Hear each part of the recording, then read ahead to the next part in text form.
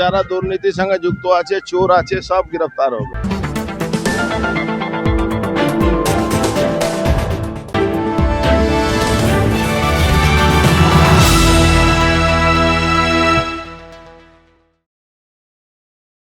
কয়লা পাচার মামলায় ফের সক্রিয় ইডি আধিকারিকরা।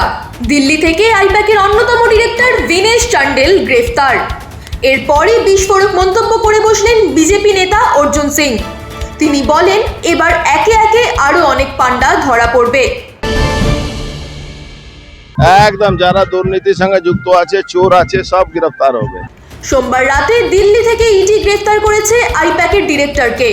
মঙ্গলবার সকালে ভাটপাড়ায় নিজের ছেলে পবন সিং এর প্রচারে অর্জুন বলেন, এইসব গ্রেফতারি প্রমাণ করে দিচ্ছে যে কেন্দ্রীয় সংস্থাগুলো সক্রিয়ভাবে কাজ করছে।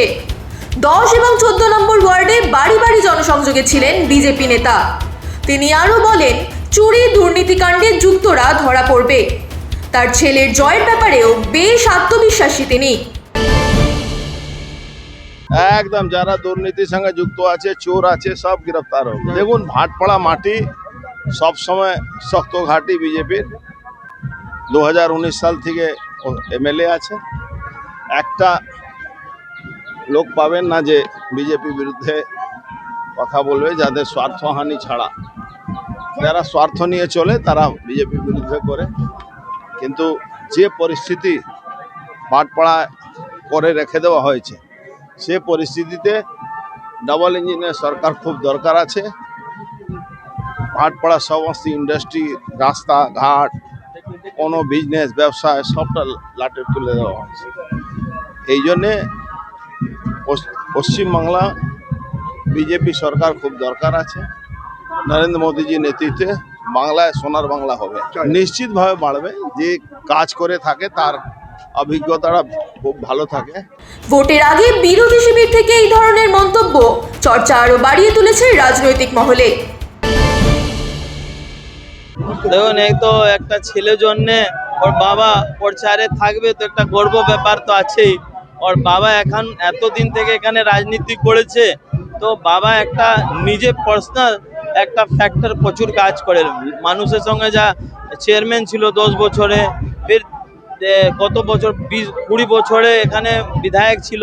তো বাবা একটা ভালো কানেক্টিভিটির লোক সঙ্গে আছে। এবার আমার যে টার্গেট আছে 30+ করার টার্গেট আছে। হ্যাঁ, 30,000+। দেখুন, আমার ইস্যু আগে থেকেই যেরকম ছিল, এডুকেশন নিয়ে, হসপিটাল নিয়ে, এখন দুটো আর অ্যাড হয়ে গেছে, একটা ইন্ডাস্ট্রি নিয়ে আর একটা মানুষে যা যেরকম পরিষেবা যে থেকে বঞ্চিত আছে, যেরকম পানির সমস্যা নিয়ে, রোড সমস্যা নিয়ে, আপনি দেখবে রোড সমস্যা নিয়ে, ড্রেনেজ সমস্যা নিয়ে, সেভারেজ লাইন সমস্যা নিয়ে। দেখুন, আমার অপোনেন্ট যা টিএমসি থেকে যে দাঁড়িয়েছিল, আমি ওকে কখনো আমার অপোনেন্ট নিয়ে ভাবতে চিন্তা করে না। আমি আমার আলাদা ইমেজ নিয়ে, আলাদা একটা ইস্যু নিয়ে কাজ করছে। আর মানুষ যা জনতা আছে, জনতা যা ভালো বুঝবে, ভালো মতন যা ডিসাইড করবে, ওরকম লোক, ওরকম ক্যান্ডিডেটকে ভোট দেবেন। আমি ভোটের জন্যও বলবে না কি আমাকেই ভোট দিন। আমি বাস আমার কাজ করে অনেস্ট। আমি যেরকম কালচার হয়ে গেছে ওয়েস্ট বেঙ্গলের মধ্যে, ওরকম কালচারের উপরে আমি বিশ্বাস করে না কি অপোনেন্টকে কাজ করতে দাও না, অপোনেন্টকে সঙ্গে বাজে ব্যবহার করো, এইসব আমার কখনো ভালো লাগে না।